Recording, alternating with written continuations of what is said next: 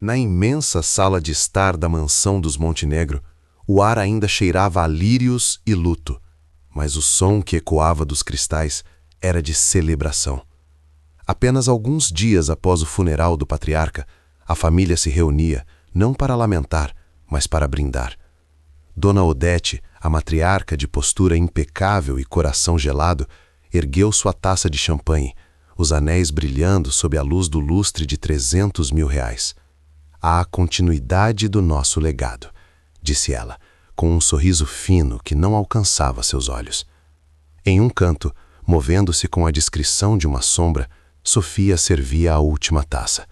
Com 50 anos de vida e 20 de dedicação àquela casa, ela era invisível. Após garantir que todos estavam servidos, retirou-se em silêncio, o olhar baixo, sem ousar cruzar o de ninguém. Eles brindavam a milhões, mas a maior fortuna daquela casa não estava no banco nem nos cofres. Estava guardada na memória da mulher que eles se recusaram a pagar por 2 décadas de serviço. A mulher que criou a verdadeira herdeira daquele império. A reunião formal para a discussão da partilha dos bens acontecia na biblioteca, um cômodo revestido de mogno escuro e livros que ninguém jamais lera. O cheiro de couro e poeira nobre pairava no ar, um perfume de dinheiro antigo e poder incontestável. Dr. Bastos, o advogado da família há 30 anos, sentava-se à cabeceira da longa mesa polida, com uma pilha de documentos à sua frente. De um lado, os filhos de Odete, homens na casa dos 40 anos com a arrogância de quem nunca precisou lutar por nada. Do outro, Dona Odete, a rainha em seu trono, e a seu lado, a neta, Laura, de 19 anos, cuja expressão serena era um enigma indecifrável. Sofia estava de pé, próxima à porta, como mandaram que fizesse, caso alguém precisasse de água ou café. Ela não era considerada parte da reunião, mas sua presença era uma exigência silenciosa de Laura, um detalhe que a família, em sua soberba, sequer notou. Para eles, Sofia era apenas parte da mobília, uma testemunha silenciosa de sua ganância. Com a autoridade de quem sempre mandou, Dona Odete tomou a palavra, antes mesmo que o advogado pudesse iniciar. Ela gesticulou com desdém para os papéis, como se fossem uma mera formalidade. "Vamos ser práticos, Dr. Bastos. Eu cuidarei da gestão das propriedades como sempre fiz. Ricardo e Marcelo podem assumir as ações da empresa, sob minha supervisão, claro. E quanto a você, Laura, querida", disse ela, com uma doçura venenosa, "não se preocupe com esses assuntos chatos. A vovó garantirá que seu futuro esteja seguro." Seu discurso era o de uma imperatriz dividindo províncias, ignorando completamente o fato de que o testamento de seu falecido marido havia nomeado Laura como herdeira majoritária. Ela olhou para Sofia por um instante, um brilho de desprezo em seus olhos, como se dissesse: "Veja, nada mudou. Você continua sendo nada." A matriarca acreditava que o poder era seu por direito, e que a vontade de um homem morto era apenas uma sugestão a ser contornada com sua astúcia e crueldade. Foi então que o silêncio da biblioteca foi quebrado por uma voz calma, mas firme. "Com todo o respeito, vovó, acho que não será assim", disse Laura. Todos os olhares se viraram para ela, surpresos. A jovem, que sempre fora quieta e obediente, agora encarava a avó com uma autoridade que ninguém ali jamais vira. O ar na sala ficou pesado, carregado de uma tensão súbita. Ricardo e Marcelo se entreolharam, um sorriso de escárnio começando a se formar em seus rostos, como se aquilo fosse apenas um capricho de adolescente. Mas Dona Odete não sorriu. Ela viu algo nos olhos da neta, uma determinação fria que era um espelho da sua própria. Laura, sem desviar o olhar, pegou um pequeno e elegante pendrive de sua bolsa e o colocou sobre a mesa de mogno. "Antes de dividirmos qualquer centavo, há uma dívida que meu avô fez questão que fosse paga. A primeira e mais importante de todas. E eu, como executora de seu testamento, vou garantir que sua vontade seja cumprida à risca. Se você acredita que a arrogância precisa enfrentar as consequências e que a lealdade de uma vida inteira merece ser recompensada com juros e correção, então você está no lugar certo. Histórias como a de Sofia nos lembram que a verdadeira força nem sempre grita e que a justiça pode vir de onde menos se espera, de forma elegante e implacável. Se você adora ver o jogo virar contra aqueles que se acham intocáveis, inscreva-se em nosso canal, curta este vídeo e comente o que você acha que está prestes a acontecer. Seu apoio nos ajuda a continuar trazendo narrativas de vingança sofisticada, onde a dignidade e a inteligência vencem o poder e o dinheiro. Prepare-se, porque a humilhação que Sofia sofreu foi apenas o combustível para o incêndio que Laura está prestes a iniciar.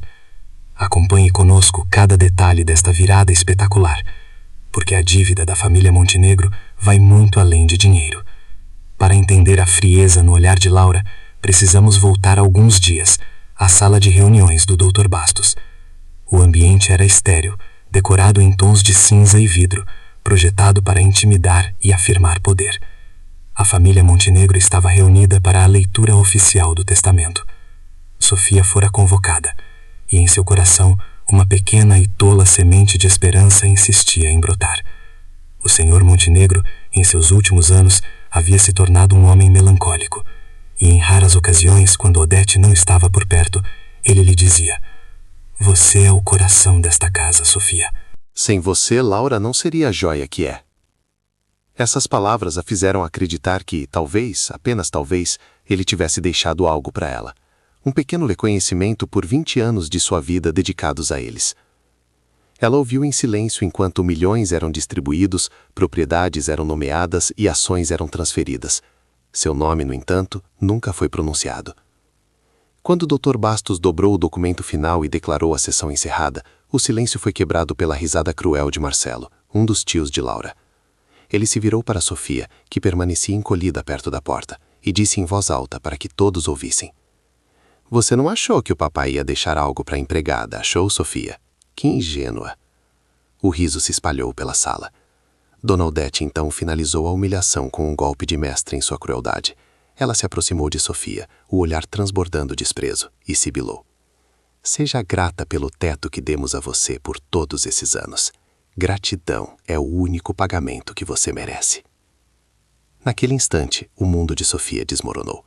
Não era pelo dinheiro, mas pela anulação completa de sua existência, de seu sacrifício, de seu amor.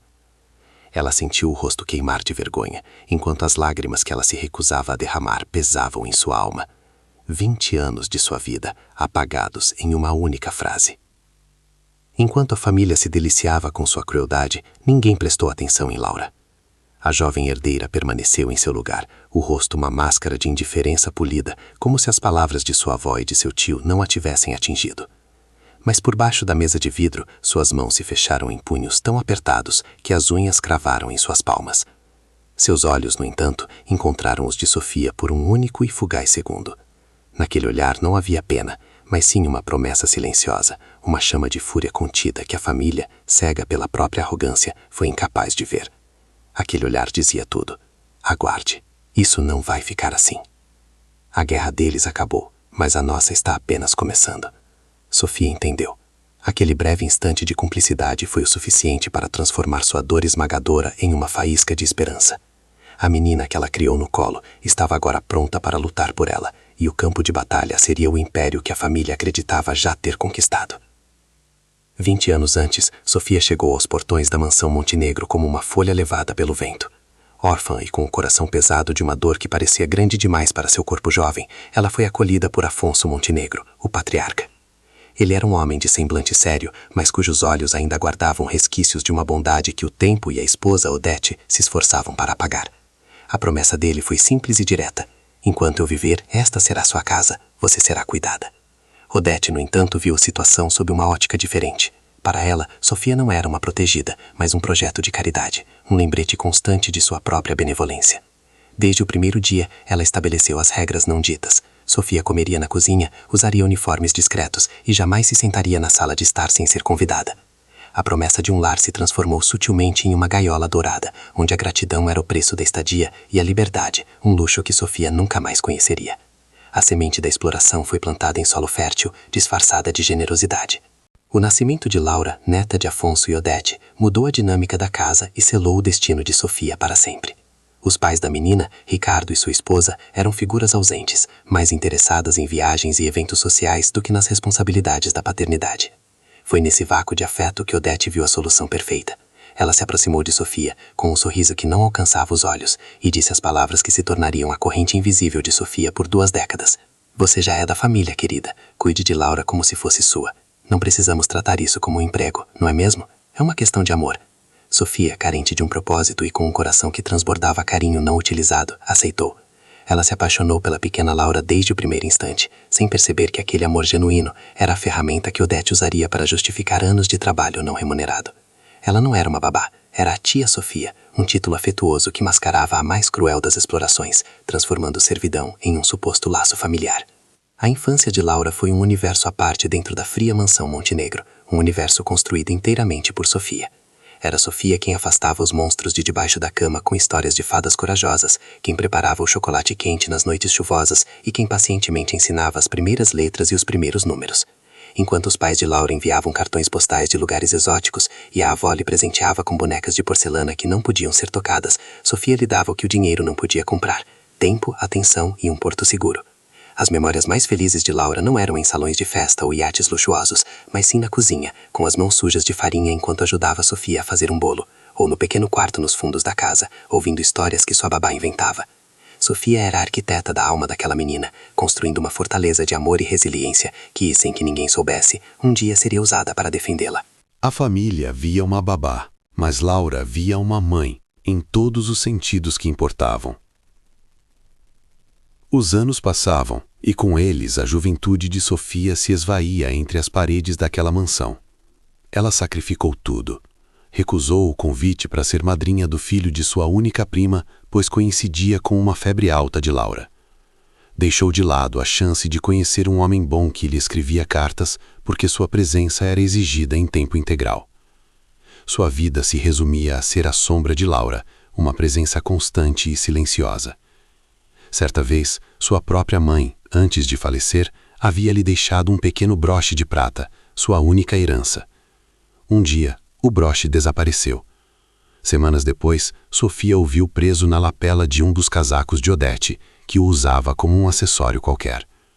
Quando Sofia, com a voz trêmula, ousou perguntar sobre ele, a matriarca a olhou com surpresa fingida e disse: "Ah, isto, encontrei jogado, achei que não era de ninguém. Fica melhor em mim, não acha?" Naquele momento, Sofia entendeu que naquela casa nada era verdadeiramente seu, nem mesmo suas próprias memórias. Ela não era uma pessoa com uma vida, era um recurso a ser utilizado até o esgotamento. Enquanto Sofia se tornava cada vez mais invisível, o império dos Montenegro crescia, e com ele, a arrogância da família atingia níveis estratosféricos. Afonso, o patriarca, se refugiava em sua biblioteca, um rei envelhecido em um castelo onde não mais governava. O poder real estava nas mãos de Odete, e seus filhos, Ricardo e Marcelo, eram seus príncipes mimados, homens que herdaram o dinheiro do pai, mas o caráter da mãe. Eles tratavam Sofia com um desprezo casual que feria mais do que qualquer agressão direta. Durante os jantares de família, era comum que fizessem piadas sobre sua simplicidade ou sua falta de conhecimento sobre vinhos ou arte moderna. "Sofia, querida, tente não confundir o Chateau Margaux com suco de uva desta vez", dizia Marcelo, arrancando risadas dos demais. Sofia aprendera a sorrir, um sorriso vazio que não alcançava seus olhos, enquanto seu espírito se encolhia um pouco mais a cada humilhação. Ela era a testemunha silenciosa de uma riqueza que não produzia felicidade, apenas um profundo vazio moral e uma crueldade entediada. Contudo, em meio a tanto desprezo, um vínculo se tornava mais forte do que o aço, a ligação entre Sofia e Laura. À medida que Laura entrava na adolescência, seus olhos começaram a enxergar as rachaduras na fachada perfeita da família Montenegro. Ela percebia os olhares de desdém, ouvia os comentários maldosos e sentia a injustiça que pairava sobre a mulher que a criou. Aos 15 anos, durante uma discussão sobre mesadas, Laura questionou a avó diretamente: "Vovó, por que a Sofia não recebe um salário? Ela trabalha mais do que qualquer pessoa nesta casa." A resposta de Odete foi uma obra-prima de manipulação. Com uma expressão de falsa ofensa, ela disse: "Laura, que ideia absurda. Sofia é da nossa família. Pagar a ela seria como pagar a uma mãe por seu amor. Seria uma ofensa. Ela está aqui por carinho, não por dinheiro." Naquele instante, Laura entendeu a verdade. O amor era a desculpa, a exploração era o método. A semente da rebelião foi plantada no coração da jovem herdeira, e ela jurou a si mesma que um dia a dívida de amor seria paga, mas em dinheiro vivo, com juros e correção monetária. Nos seus últimos anos, Afonso Montenegro era um homem assombrado por arrependimentos. Sua saúde frágil o impedia de confrontar a tirania de Odete, mas sua consciência o torturava. Em raras tardes, quando a esposa saía para seus compromissos sociais, ele pedia que Sofia o acompanhasse em seu jardim. Ali, entre as rosas que ele cultivava com esmero, ele desabafava. Eu falhei com você, minha filha, ele dizia, a voz embargada. Eu prometi cuidar de você e permiti que minha casa se tornasse sua prisão. O único acerto da minha vida foi ter trazido você para perto de Laura. Você deu a ela uma aula, algo que todo o nosso dinheiro jamais poderia comprar. Sofia apenas ouvia, o coração apertado entre a compaixão e a mágoa. Essas confissões tardias eram um bálsamo para sua ferida, mas também um lembrete doloroso de tudo o que ela havia perdido. Ela não sabia, mas Afonso não estava apenas se lamentando. Ele estava arquitetando uma forma de sua justiça sobreviver a ele, um plano silencioso que colocaria o futuro da fortuna e da honra da família nas mãos da única pessoa em quem ele ainda confiava, sua neta. A percepção da família sobre Sofia como um objeto de sua propriedade foi cimentada durante a festa de formatura de Laura no ensino médio. A jovem havia se formado com honras, recebendo uma bolsa para a melhor universidade do país. Durante o discurso de celebração na mansão, Ricardo, seu pai, ergueu uma taça e brindou ao sangue Montenegro, a prova de que a excelência é hereditária. Quando chegou a vez de Laura falar, ela agradeceu aos pais e avós, mas então seus olhos encontraram os de Sofia, que assistia de um canto, perto da equipe de garçons. Com a voz clara e firme, Laura disse: "E eu agradeço especialmente a Sofia, que passou inúmeras noites em claro me ajudando a estudar, que acreditou em mim quando eu mesma duvidei e que me ensinou que a verdadeira inteligência vem da bondade." Um silêncio constrangedor caiu sobre o salão. Mais tarde, Odete chamou as duas à biblioteca. Com uma fúria gelada, ela sibilou para Laura: "Você nos envergonhou." E então, virando-se para Sofia, disse: "E você, aprenda o seu lugar." Você é uma serviçal, não uma mentora. Nunca mais ouse se colocar no mesmo patamar que nós. O momento decisivo, a peça que mudaria todo o tabuleiro do jogo, foi colocada em movimento no aniversário de 18 anos de Laura. Afonso, já muito debilitado, a chamou em seu escritório. A sala cheirava a livros antigos e a uma vida que chegava ao fim. Ele lhe entregou uma caixa de veludo azul. Dentro não havia apenas o colar de pérolas que fora de sua bisavó, mas também uma pequena chave dourada e um envelope lacrado. Com um esforço, ele segurou a mão da neta e disse: "Laura, este colar representa nossa história, mas esta chave e esta carta representam nosso futuro. Prometa-me que só abrirá este envelope depois que eu partir. E quando o fizer, não ouça ninguém além do seu coração. Faça o que é certo, não o que é fácil."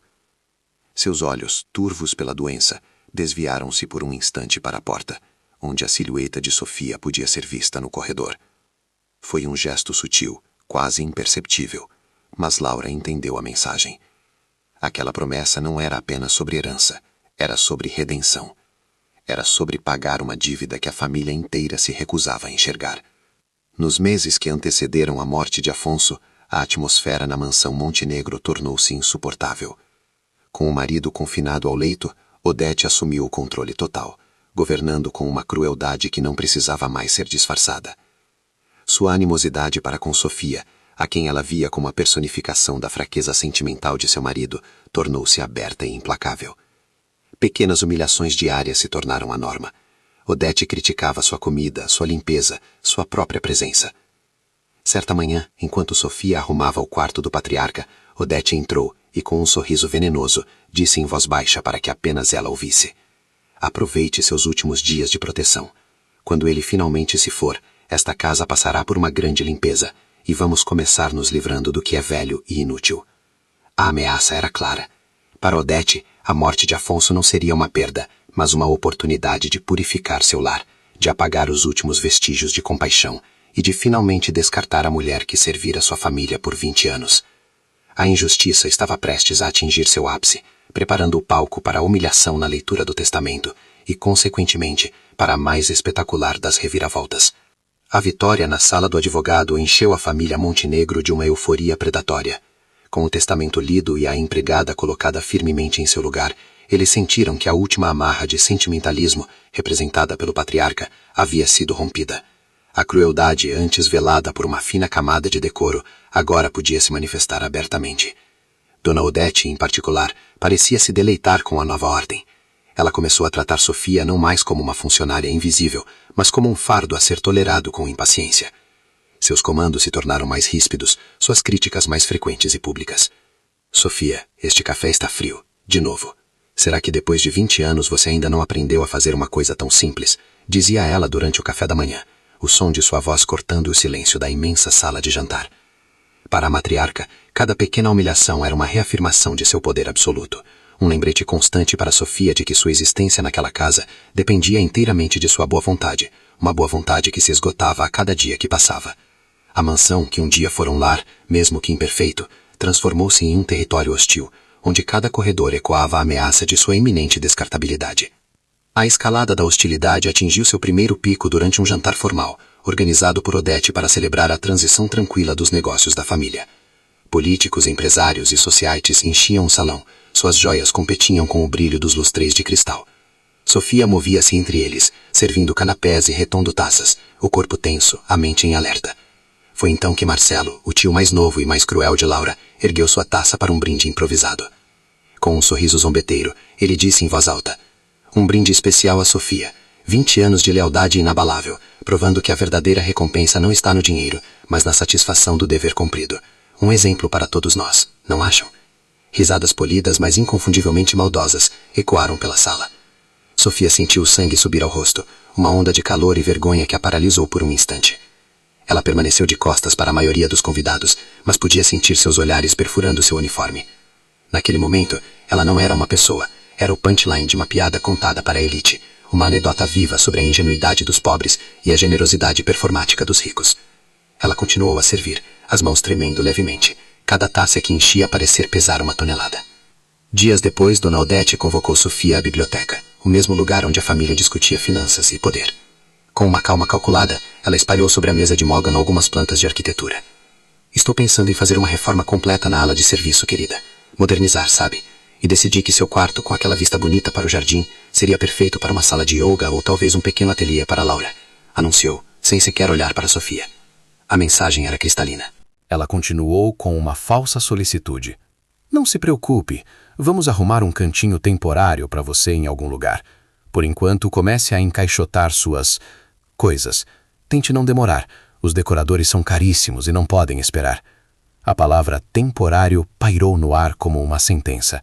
Odete estava, com elegância e frieza, despejando Sofia da única casa que ela conhecera em 2 décadas. O quarto que guardava suas poucas memórias, suas noites de choro silencioso e seus sonhos desfeitos, estava sendo confiscado para se tornar um espaço de lazer para a mesma família que lhe negava o mínimo de dignidade. A crueldade do ato estava na sua normalidade, na forma como era apresentado como uma simples decisão de decoração. Naquela noite, o pequeno quarto de Sofia pareceu encolher ao seu redor, as paredes se fechando sobre ela. Caixas de papelão vazias trazidas por outro funcionário estavam empilhadas em um canto, monumentos silenciosos à sua expulsão iminente. Ela se sentou no chão, o corpo doendo de um cansaço que vinha da alma. Suas mãos percorreram os poucos objetos que definiram sua vida ali.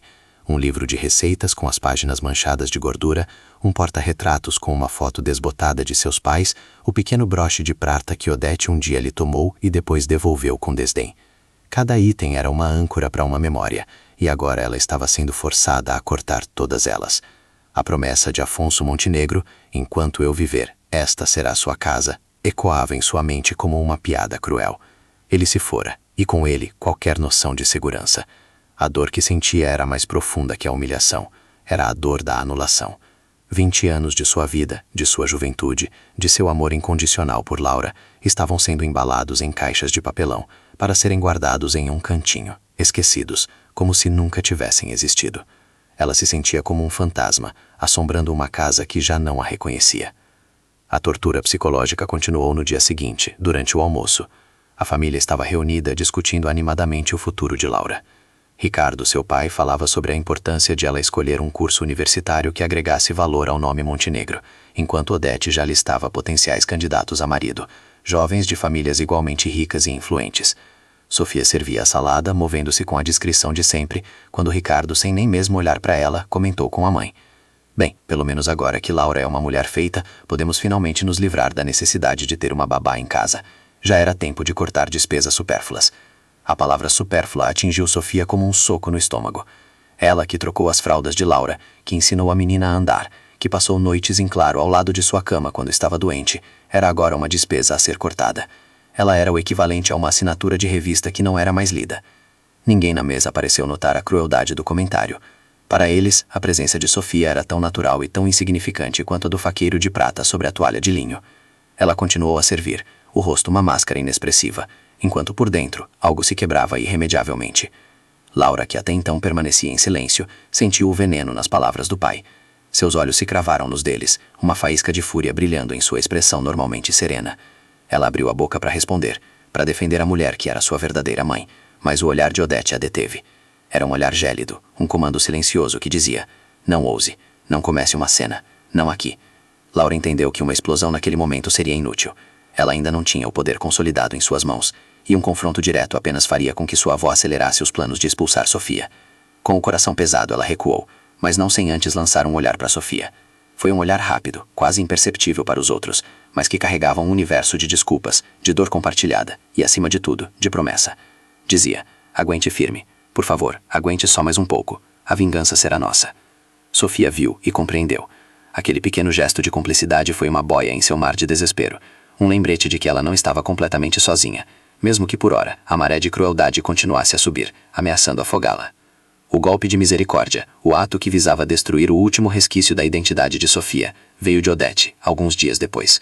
A matriarca a encontrou no corredor, polindo a prataria, uma tarefa que lhe fora designada para mantê-la ocupada e visível.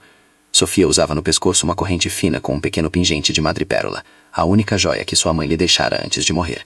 Era um objeto de valor puramente sentimental, gasto pelo tempo. Odete parou, seu olhar fixo no pingente. "O que é isso?" perguntou, o tom carregado de um falso interesse.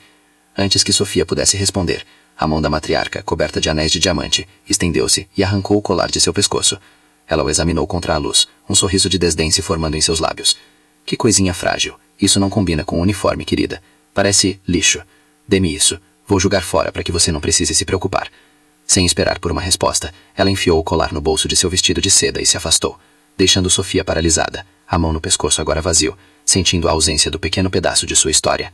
Última conexão física com sua mãe, roubado com a mesma casualidade com que se joga fora um guardanapo usado.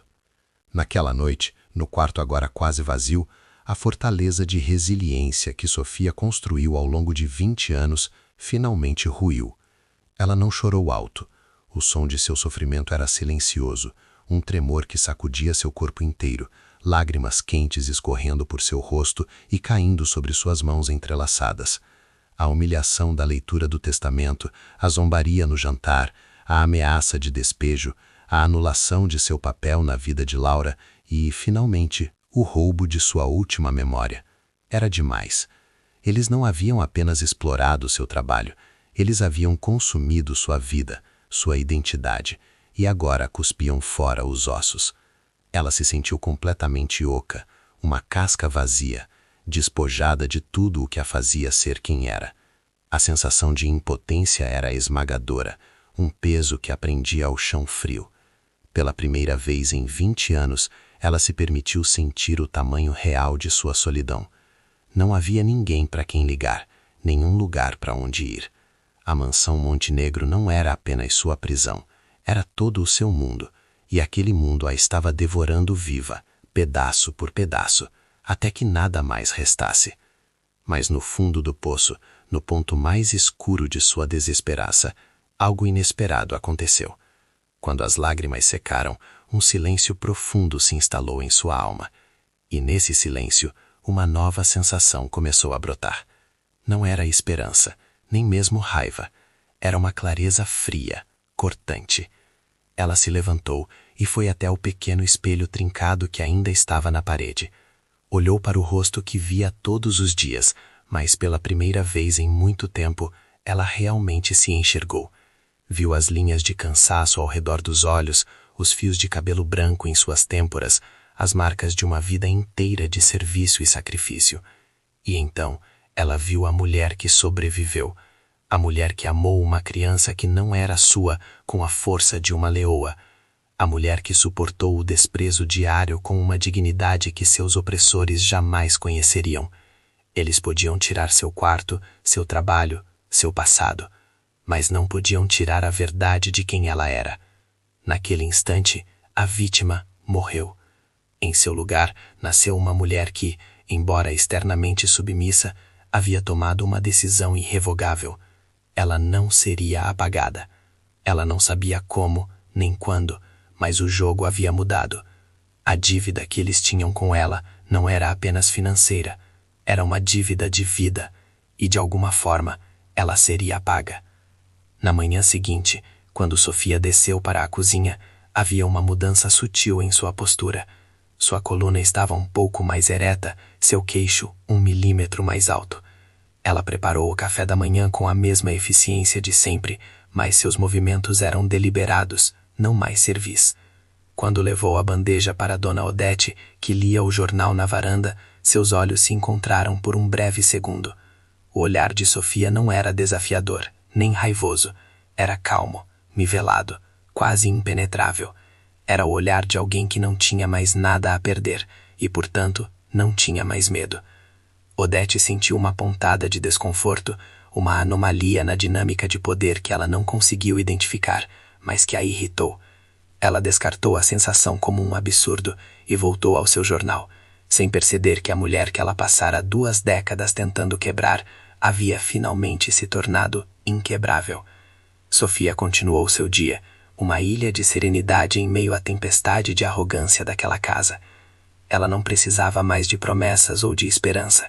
Ela tinha a si mesma. E, secretamente, no andar de cima, a jovem herdeira do Império Montenegro finalizava os preparativos para transformar a silenciosa dignidade de Sofia na arma mais poderosa que aquela família jamais enfrentaria. Naquela mesma noite, enquanto o silêncio da mansão pesava como uma mortalha, batidas suaves soaram na porta do pequeno quarto de Sofia. A maçaneta girou lentamente, revelando a figura de Laura. A jovem entrou e fechou a porta atrás de si, criando um santuário de confidencialidade em meio ao território inimigo. Seus olhos percorreram o ambiente desolado, pousando nas caixas de papelão empilhadas, testemunhas mudas da crueldade de sua família. Uma onda de fúria e vergonha a invadiu, mas seu rosto permaneceu uma máscara de calma calculada. Ela se aproximou de Sofia, que estava sentada na beirada da cama, o corpo rígido de exaustão e dor. Não havia pena no olhar de Laura, mas sim uma determinação de aço, a mesma determinação que ela herdara de seu avô e que agora se voltava contra a tirania de sua avó. Ela se sentou ao lado de Sofia, o gesto criando uma aliança silenciosa, um pacto selado na escuridão daquele quarto que em breve deixaria de existir. A guerra pelo legado dos Montenegro estava prestes a começar, e aquela era a sua primeira reunião de estratégia. Sofia, eu sinto muito, Laura começou, a voz baixa, mas carregada de uma intensidade que vibrava no ar. Sinto por tudo o que eles fizeram, e sinto por ter ficado em silêncio. Mas meu silêncio não foi fraqueza, foi estratégia. Meu avô me ensinou que em uma guerra contra cobras, você não grita, você espera o momento certo para dar o bote. Ela olhou diretamente nos olhos da mulher que a criou, transmitindo anos de amor e gratidão contidos. Eu sei que palavras não podem apagar 20 anos de humilhação. É por isso que não vim aqui com palavras, mas com uma promessa. A promessa que fiz ao vovô Afonso em seu leito de morte. Laura então tirou de sua bolsa o pequeno envelope lacrado que guardara por meses. O papel amarelado parecia frágil, mas continha o peso de uma justiça adiada, a força de um arrependimento transformado em ação. Para a família lá embaixo, Laura era uma herdeira dócil. Ali, naquele quarto, ela se revelava como a executora de uma vingança planejada com a paciência de um mestre enxadrista. Com as mãos firmes, Laura entregou a pequena chave dourada a Sofia, cujos dedos tremeram ao tocá-la. Esta chave abre um cofre no banco central, mas o verdadeiro tesouro não é o que está dentro dele, e sim o que este envelope representa, explicou Laura, enquanto rompia o selo de cera com o brasão dos Montenegro. De dentro ela retirou um documento de várias páginas, com o timbre oficial de um cartório e a assinatura inconfundível de Afonso Montenegro em cada folha. Meu avô sabia que eles fariam isso. Ele conhecia a ganância da minha avó e a crueldade dos meus tios. Ele sabia que depois que ele se fosse, eles tentariam apagar você da história desta família. Por isso ele passou seu último ano de vida preparando isso. Ele não podia confrontá-los em vida, mas encontrou uma maneira de sua vontade prevalecer depois da morte. Aquele pedaço de papel não era apenas um documento legal, era a voz de um homem do túmulo, um sussurro de redenção que estava prestes a se tornar um grito de justiça que abalaria os alicerces daquela mansão. Isto, disse Laura, apontando para o cabeçalho do documento, não é um testamento, é uma declaração de dívida e obrigação moral. Seus olhos brilhavam com uma luz fria e inteligente. Confirma reconhecida e testemunhas. Nela meu avô confessa que a maior dívida que ele deixou em vida não foi com os bancos, mas com você, Sofia. Ele detalha os 20 anos em que você trabalhou nesta casa sem receber um único centavo, sob a falsa premissa de ser da família. Ele estipula de forma juridicamente inquestionável que, como condição para que eu, a herdeira majoritária, aceite minha herança, deva primeiro quitar essa dívida. O valor deve ser calculado com base no salário de uma governanta particular de alto nível, acrescido de juros compostos, correção monetária e uma indenização por danos morais. Ele transformou a exploração deles em uma obrigação contratual para mim, e eu pretendo cumprir cada palavra. A magnitude do plano de Afonso era de uma genialidade cruel e elegante. Ele não deserdou a família, ele os forçou a pagar, com o próprio dinheiro que tanto cobiçavam, pela sua falta de humanidade. Sofia ouvia, o coração batendo descompassado no peito. As palavras de Laura pareciam vir de um sonho, de uma realidade distante onde a justiça finalmente a encontrava.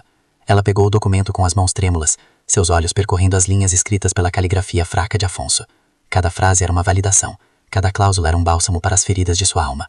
Não era apenas sobre o dinheiro, embora a quantia sugerida fosse astronômica, capaz de mudar sua vida para sempre. Era sobre o reconhecimento. Era sobre um homem, no fim de sua vida, olhando para trás e tentando consertar o maior erro de sua casa. Lágrimas silenciosas começaram a escorrer por seu rosto, mas não eram lágrimas de tristeza. Eram de alívio, de uma catarse que ela esperou por 2 décadas. A mulher que havia sido tratada como um fantasma, como um objeto, como uma despesa supérflua, era na verdade a maior credora do Império Montenegro. A invisibilidade que lhe fora imposta era agora sua maior arma, pois ninguém jamais suspeitaria do poder que ela, através de Laura, estava prestes a empunhar. Isto, disse Laura, apontando para o cabeçalho do documento, não é um testamento, é uma declaração de dívida e obrigação moral. Seus olhos brilhavam com uma luz fria e inteligente. Confirma reconhecida e testemunhas. Nela meu avô confessa que a maior dívida que ele deixou em vida não foi com os bancos, mas com você, Sofia. Ele detalha os 20 anos em que você trabalhou nesta casa sem receber um único centavo, sob a falsa premissa de ser da família. Ele estipula de forma juridicamente inquestionável que, como condição para que eu, a herdeira majoritária, aceite minha herança, deva primeiro quitar essa dívida. O valor deve ser calculado com base no salário de uma governanta particular de alto nível, acrescido de juros compostos, correção monetária e uma indenização por danos morais. Ele transformou a exploração deles em uma obrigação contratual para mim, e eu pretendo cumprir cada palavra. A magnitude do plano de Afonso era de uma genialidade cruel e elegante. Ele não deserdou a família, ele os forçou a pagar, com o próprio dinheiro que tanto cobiçavam, pela sua falta de humanidade. Sofia ouvia, o coração batendo descompassado no peito. As palavras de Laura pareciam vir de um sonho, de uma realidade distante onde a justiça finalmente a encontrava. Ela pegou o documento com as mãos trêmulas, seus olhos percorrendo as linhas escritas pela caligrafia fraca de Afonso. Cada frase era uma validação, cada cláusula era um bálsamo para as feridas de sua alma. Não era apenas sobre o dinheiro, embora a quantia sugerida fosse astronômica, capaz de mudar sua vida para sempre. Era sobre o reconhecimento. Era sobre um homem, no fim de sua vida, olhando para trás e tentando consertar o maior erro de sua casa. Lágrimas silenciosas começaram a escorrer por seu rosto, mas não eram lágrimas de tristeza, eram de alívio, de uma catarse que ela esperou por 2 décadas. A mulher que havia sido tratada como um fantasma, como um objeto, como uma despesa supérflua, era na verdade a maior credora do Império Montenegro. A invisibilidade que lhe fora imposta era agora a sua maior arma, pois ninguém jamais suspeitaria do poder que ela, através de Laura, estava prestes a empunhar. Eles marcaram uma reunião para depois de amanhã, na biblioteca, para discutir a gestão do patrimônio, continuou Laura, sua voz agora um sussurro conspiratório. Minha avó acredita que vai ditar as regras, como sempre fez. Meus tios acham que vão apenas ratificar as decisões dela. Eles me veem como uma menina tola, que mal sabe o que fazer com tanto poder. E é exatamente assim que eu quero que eles me vejam. O plano era simples em sua execução, mas devastador em seu impacto. Eu vou deixá-los falar. Vou ouvir seus planos gananciosos, suas propostas para dividir o império. E então, quando eles estiverem no auge de sua arrogância, eu vou assumir meu papel de executora do testamento e presidente do conselho. A primeira ordem do dia não será sobre ações ou propriedades, será sobre o pagamento da dívida prioritária da herança. A sua dívida, Sofia. Eu já contratei um perito contábil, discretamente. O valor final será apresentado em um telão, para que todos vejam, centavo por centavo, o preço da crueldade deles. Sofia ergueu o olhar, as lágrimas agora secas, substituídas por uma nova e inabalável força. Ela finalmente compreendeu o significado do olhar que Laura lhe lançara na sala do advogado. Não era pena, era um chamado às armas. O que você precisa que eu faça? Perguntou ela, a voz firme pela primeira vez em anos. Laura sorriu, um sorriso genuíno de admiração e afeto. Continue sendo exatamente quem eles pensam que você é. A mulher invisível, derrotada. Embale suas faixas. Deixe que eles acreditem que venceram. Deixe que a arrogância os cegue completamente. Quanto mais alto eles se sentirem, mais espetacular será a queda. Naquele momento, a dinâmica de poder na mansão Montenegro se inverteu completamente. Não era mais a herdeira e a babá. Eram duas estrategistas, duas rainhas em um jogo de xadrez onde o xeque-mate já estava planejado. Sofia assentiu, uma calma gélida se apossando dela. Ela suportaria mais 2 dias de humilhação, pois sabia que cada desprezo, cada palavra cruel, apenas aumentaria os juros da fatura que estava prestes a ser cobrada. Enquanto a aliança se solidificava no pequeno quarto dos fundos, no andar principal da mansão, o som de risadas e o tilintar de taças de cristal ecoavam pela sala de estar. Dona Odete, Ricardo e Marcelo discutiam o futuro, brindando a sua vitória. Laura está um pouco rebelde, mas é só a idade. Logo ela entenderá que quem manda aqui somos nós, disse Odete, com a confiança de uma imperatriz em seu trono. Ela vai assinar onde mandarmos, mãe. Ela não entende nada de negócios. É uma menina que viveu com a cabeça enfiada nos livros e sob as asas daquela empregada, acrescentou Ricardo com desdém. Eles falavam sobre o futuro de Laura como se ela fosse mais uma propriedade a ser administrada, mais um ativo no balanço da família. Mal sabiam eles que a poucos metros de distância, a menina e a empregada estavam finalizando os detalhes da operação, que não apenas tomaria o controle de todo o patrimônio, mas que também faria com que eles pagassem por cada palavra de arrogância que proferiam. A armadilha estava montada, e a família Montenegro caminhava alegremente em sua direção, cega pela soberba que seria sua própria ruína. Os 2 dias que se seguiram foram um exercício de crueldade calculada por parte de Odete e de uma serenidade quase sobrenatural por parte de Sofia e Laura. A matriarca, sentindo o poder absoluto em suas mãos, agia como uma rainha em seu castelo, já tomando decisões executivas sobre o patrimônio. Ela convocou o Dr. Bastos à mansão, não para uma consulta, mas para dar ordens. Sentada em sua poltrona de veludo carmesim, ela ditava como as ações seriam transferidas para os filhos e como um fundo fiduciário seria estabelecido para Laura, um fundo que, é claro, ela mesma administraria. A menina é inteligente, mas ingênua, precisa de orientação, dizia ela ao advogado, que apenas assentia, acostumado à sua tirania. Odete já havia contatado inclusive uma agência imobiliária de luxo para avaliar a possibilidade de vender algumas das propriedades rurais, as mesmas onde Sofia passara verões inteiros cuidando de Laura quando criança. Para a matriarca, a herança não era um legado, era um tabuleiro de xadrez, e ela movia as peças com a confiança de quem já se considerava vitoriosa, sem perceber que sua rainha adversária já a colocara em xeque. Enquanto Odete orquestrava seu golpe palaciano em plena luz do dia, Laura movia-se nas sombras, com a precisão de uma agente secreta. Seu primeiro passo foi contratar sua própria assessoria jurídica, uma jovem e brilhante advogada de um escritório moderno no centro da cidade, uma profissional que não tinha qualquer lealdade para com o nome Montenegro. Em uma sala de reuniões minimalista, com paredes de vidro e vista para o horizonte de concreto, Laura expôs a situação com uma clareza impressionante para alguém de sua idade. Ela apresentou uma cópia da declaração de dívida e obrigação moral. A advogada, Dra. Almeida, leu o documento com atenção, seus olhos se arregalando ligeiramente a cada parágrafo. Ao final, ela ergueu o olhar para Laura e disse, com um misto de admiração e choque: "Sua avó não tem a menor ideia do que está por vir, não é? Este documento é uma obra de arte jurídica. É inatacável. Seu avô não apenas deixou uma herança, ele deixou uma bomba relógio com um cronômetro moral. E você, senhorita Montenegro, está com o dedo no detonador." A validação profissional deu a Laura a última camada de confiança que precisava. A justiça não era mais um desejo, era uma certeza contratual. A arrogância de Odete a tornava cega para os sinais sutis de que a terra sob seus pés estava prestes a ruir. Em sua pressa para apagar Sofia da casa, ela trouxe decoradores para medir o pequeno quarto nos fundos, discutindo em voz alta sobre cores e tecidos na frente da própria Sofia, que continuava a embalar seus poucos pertences com uma calma desoladora. Laura, ao passar pelo corredor e ver a cena, interveio com uma doçura enganadora. Vovó, talvez seja melhor esperar a reunião formal sobre a partilha antes de começar as reformas. O Dr. Bastos mencionou que qualquer despesa grande precisa ser aprovada pelo executor do testamento, disse ela, com um sorriso inocente. Odete a olhou com um desprezo condescendente. Querida, não se preocupe com essas formalidades. Deixe os assuntos de adultos para mim. Ela interpretou o aviso de Laura não como uma ameaça, mas como a interferência tola de uma criança que não entendia como o mundo funcionava. Aquela pequena interação foi sua última chance de recuar, de perceber que a neta não era mais uma peça em seu jogo, mas sim a dona do tabuleiro. Uma chance que, em sua soberba, ela desperdiçou completamente. Com a estratégia legal definida, Laura partiu para a execução prática. Na manhã seguinte, usando a pequena chave dourada que seu avô lhe dera, ela foi ao cofre do banco. O ambiente era frio, silencioso e imponente, um templo dedicado ao dinheiro e aos segredos. Lá dentro, em uma caixa de metal, estava a via original da declaração de dívida, o papel grosso e o selo de cera, dando-lhe um peso quase sagrado. Segurar aquele documento era como segurar a própria voz de seu avô, sua última vontade transformada em tinta e lei. De lá, ela foi diretamente para o escritório de um dos mais renomados peritos contábeis do país, um homem recomendado por sua nova advogada.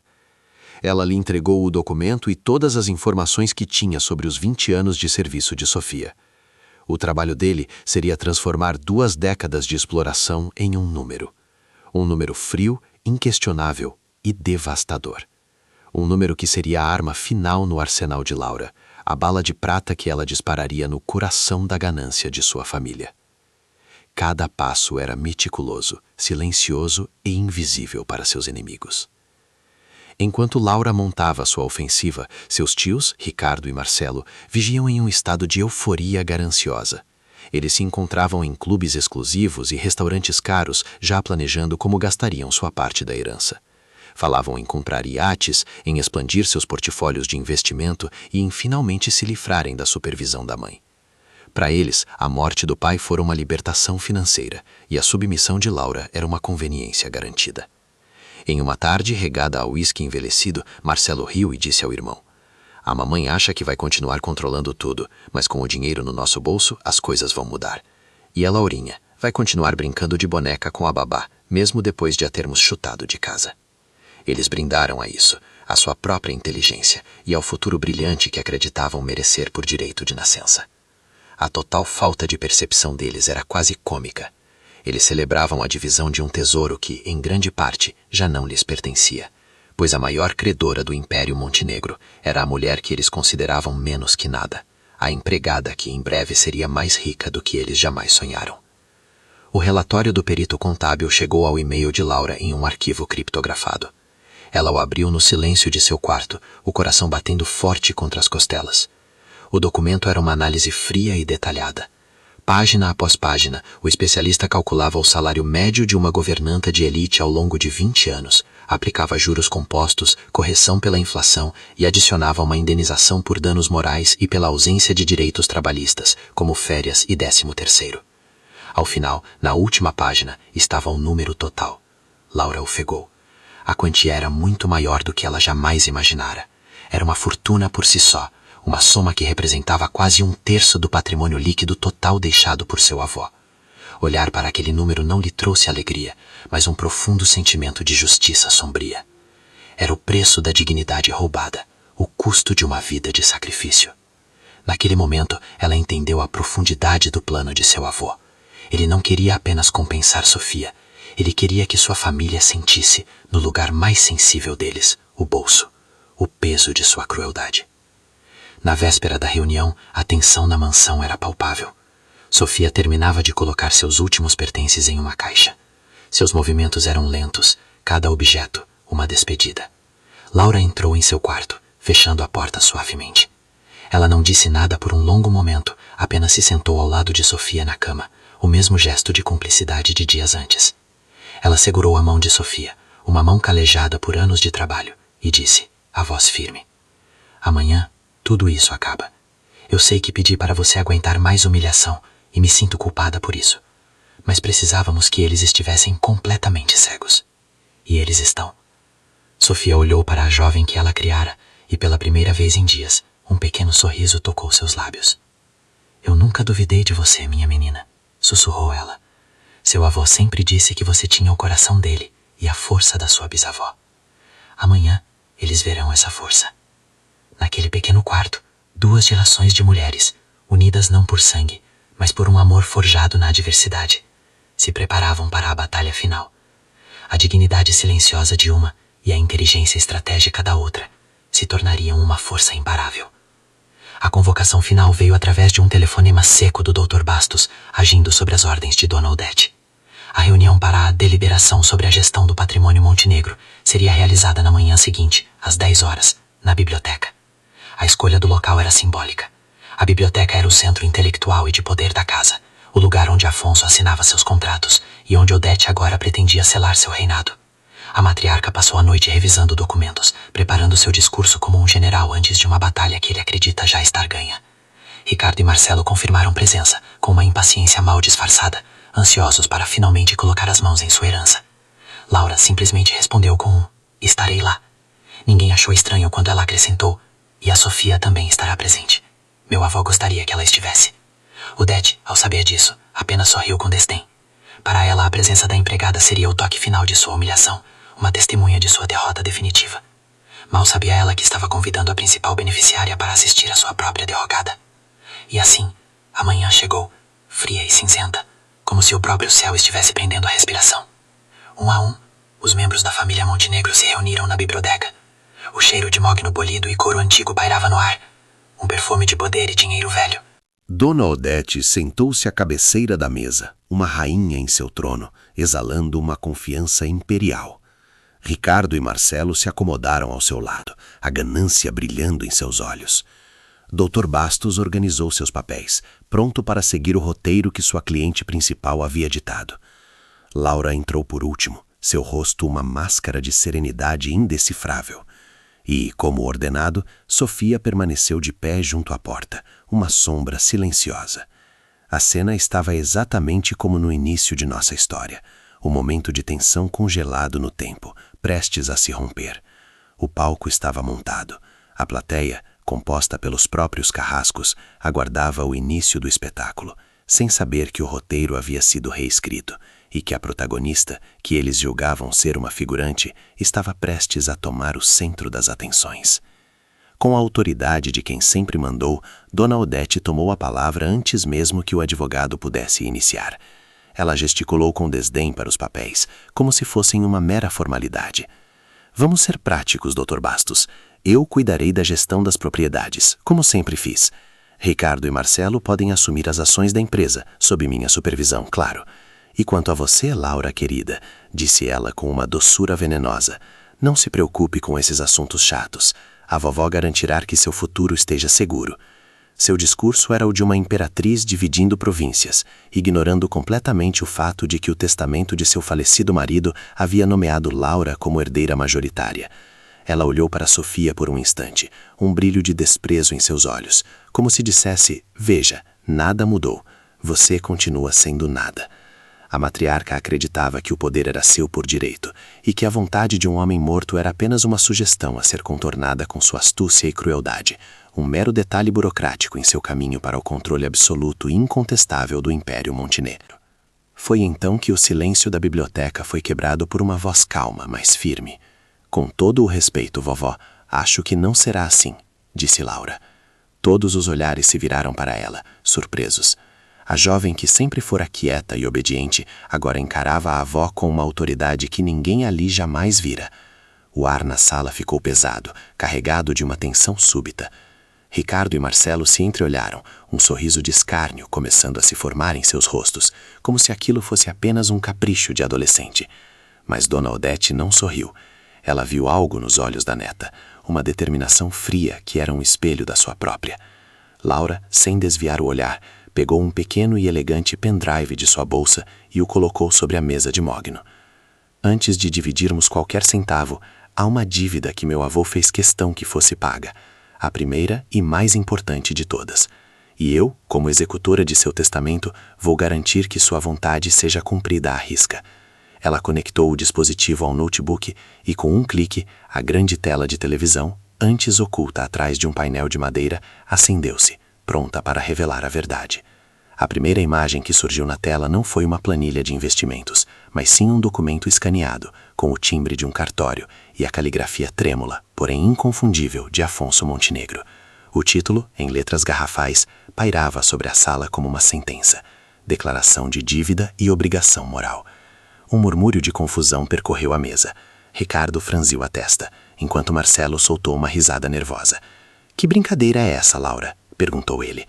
Dona Odete, no entanto, permaneceu em silêncio, os olhos fixos na assinatura de seu falecido marido. Ela sentiu um calafrio percorrer sua espinha. Havia uma solenidade naquele documento, uma formalidade que ela não esperava. Laura se levantou. Sua postura agora era a de uma executiva no comando de uma reunião de conselho. Ela não era mais a neta dócil. Era a executora de uma vontade final, uma força da natureza prestes a varrer a hipocrisia daquela família. A biblioteca, que sempre fora o palco do poder de Odete, transformava-se agora no tribunal, onde seu reinado seria julgado e condenado. Com uma voz clara e sem emoção, Laura começou a ler os parágrafos mais importantes em voz alta. "Eu, Afonso Montenegro, em pleno uso de minhas faculdades mentais, declaro que a maior dívida que deixo nesta vida não é com bancos ou credores, mas com Sofia Almeida, que por 20 anos serviu esta casa com uma dedicação que minha família jamais soube reconhecer ou recompensar." A cada palavra, o rosto de Dona Odete empalidecia um pouco mais.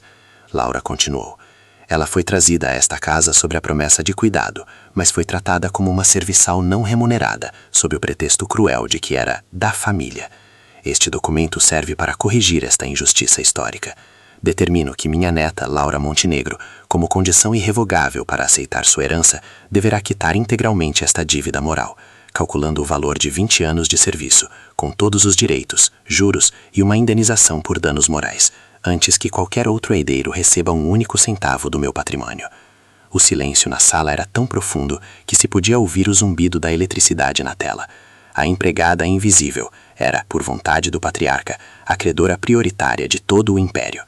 Com outro clique, a imagem do documento foi substituída por uma única lâmina, contendo um número longo, com muitos zeros, precedido por um cifrão. Era o resultado da análise do perito contábil.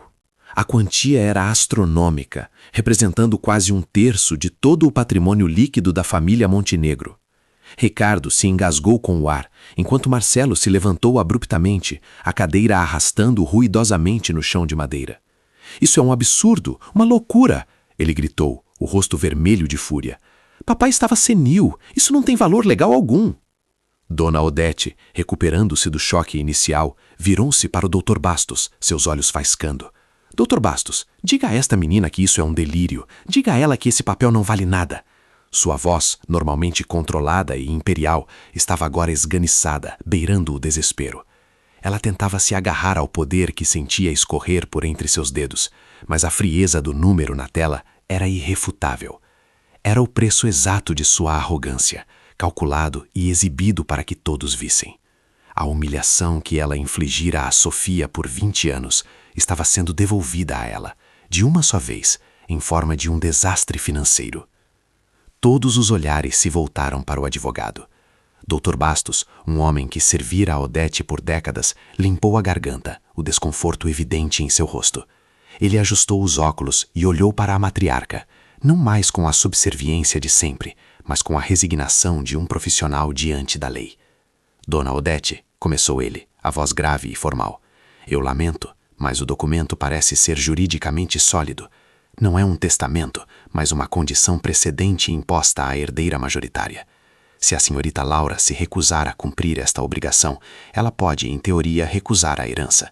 Mas se ela a aceita, e ela já o fez, ela está contratualmente obrigada a seguir as instruções de seu avô. A vontade dele, neste caso, é soberana. O documento foi registrado em cartório, com testemunhas. É inatacável." Cada palavra do advogado era um prego no caixão da autoridade de Odete. A lei que ela sempre usara como uma ferramenta para manter seu poder, agora se voltava contra ela, defendendo a mulher que ela sempre considerou estar abaixo de qualquer proteção legal. A estrutura de poder da família Montenegro acabara de desmoronar em tempo real. Laura então deu o golpe de misericórdia. Com uma calma que contrastava violentamente com o caos emocional de sua família, ela se dirigiu ao Dr. Bastos ignorando completamente os protestos de seus tios e o olhar assassino de sua avó. Dr. Bastos, como principal acionista e presidente do Conselho de Administração das Empresas Montenegro, conforme estipulado no testamento de meu avô, minha primeira ordem executiva é esta. Quero que inicie imediatamente os procedimentos para a transferência do valor total exibido na tela para uma conta em nome de Sofia Almeida. Considere esta a prioridade máxima. Nenhuma outra transação, partilha ou divisão de bens será discutida, até que eu receba a confirmação de que esta dívida de honra foi integralmente paga. Ela então se virou para sua avó. O rosto de Odete era uma máscara de fúria impotente. A maquiagem impecável não conseguia esconder as veias saltadas em seu pescoço. A mulher que governou a família com mão de ferro por 40 anos havia sido destronada por sua neta de 19 anos, em sua própria biblioteca, usando as palavras de seu próprio marido como arma. A derrota era absoluta, pública e humilhante. Nesse instante, todos os olhares, antes fixos em Laura, se voltaram para a figura silenciosa perto da porta. Sofia, que assistira a tudo com uma dignidade quieta, não era mais uma sombra. Ela era o centro gravitacional em torno do qual toda a fortuna da família agora orbitava. Laura caminhou até ela, passando por sua avó paralisada, e parou em sua frente. Não havia pena em seu olhar, apenas um profundo respeito e um amor inabalável. Ela tirou da bolsa um pequeno cartão de banco, novo em folha, e o estendeu para Sofia. Isto é seu. É apenas o começo. O começo da vida que eles roubaram de você, disse Laura, a voz embargada pela primeira vez. Sofia aceitou o cartão, suas mãos tremendo levemente. Seus olhos encontraram os de Laura, e em um silêncio que valia mais que 1000 palavras, as duas se abraçaram. Era o abraço de uma mãe e uma filha, de duas sobreviventes, de duas rainhas que acabavam de vencer uma guerra.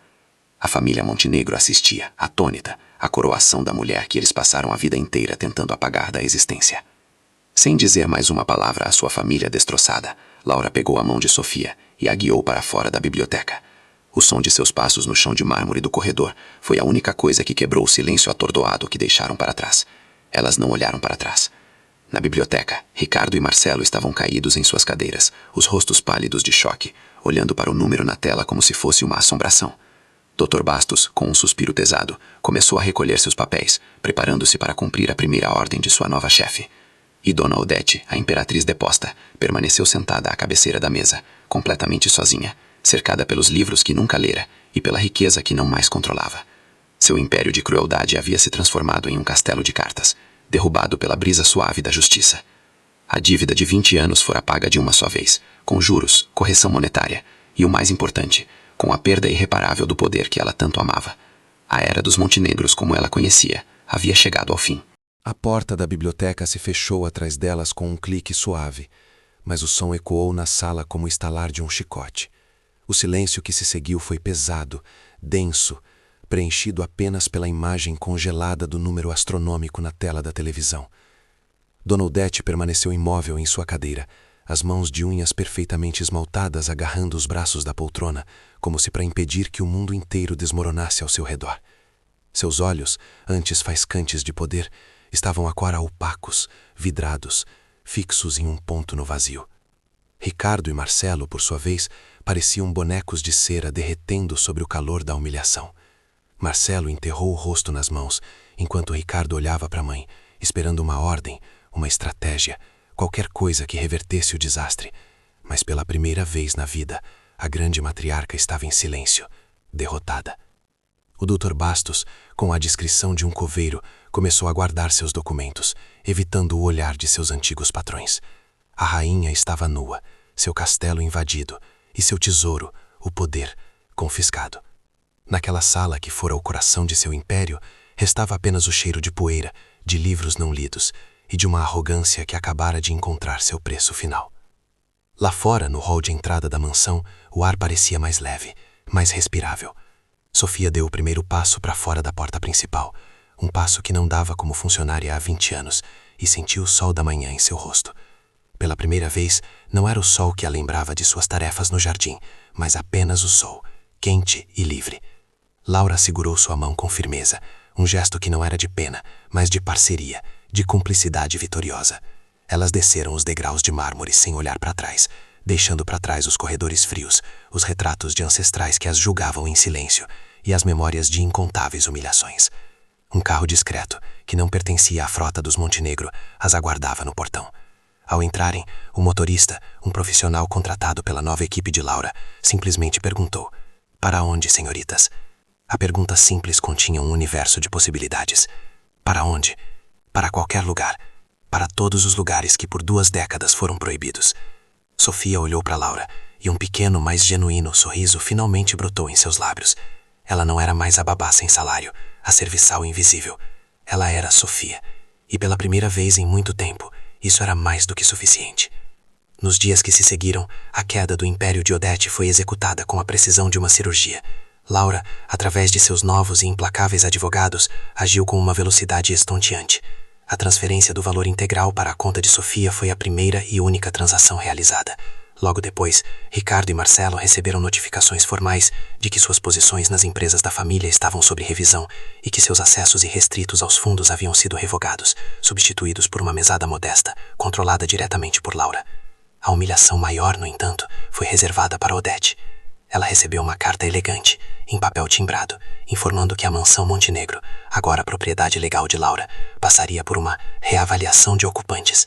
Ela poderia permanecer em sua suíte como uma convidada de longa duração, mas todas as decisões administrativas, desde o cardápio do jantar até a contratação de funcionários, seriam submetidas à aprovação da nova dona da casa. A mulher que expulsaria Sofia para construir uma sala de yoga agora vivia de favor na casa que um dia governou, uma prisioneira em sua própria gaiola dourada, forçada a testemunhar o desmantelamento de tudo o que construiu sobre a base da crueldade.